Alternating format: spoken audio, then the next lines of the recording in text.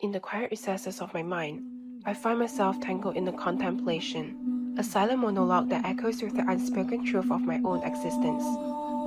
It's about this subtle game I play, that one unfolds within the corridors of my thoughts, the blame game.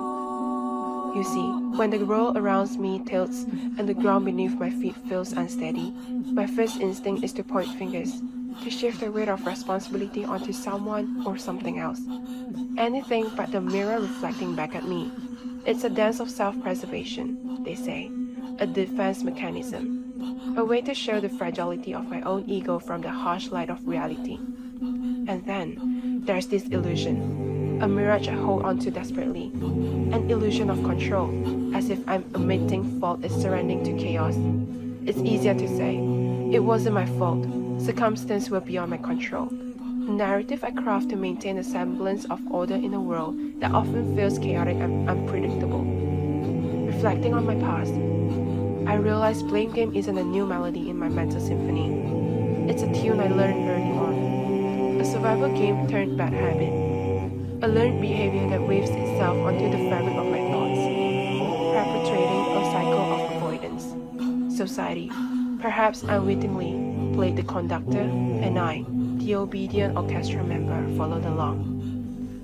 Now, as I navigate the intricate dance of relationships, I find this blame game casting its shadow.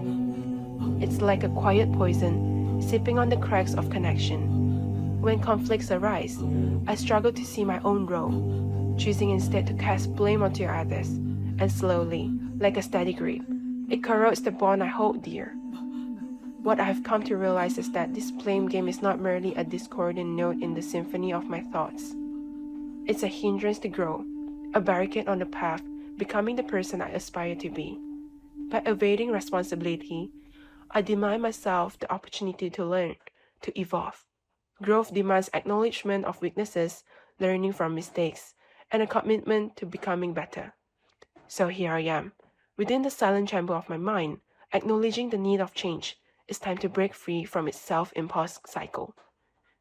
To face the uncomfortable truth, to unravel the knots of blame, and to embark on the journey of genuine self-awareness. It won't be easy. This habit run deep. But perhaps, in the quiet dialogue with myself, I can find the strength to break free from the blame game, to rewrite the script, and to foster a narrative of growth and resilience.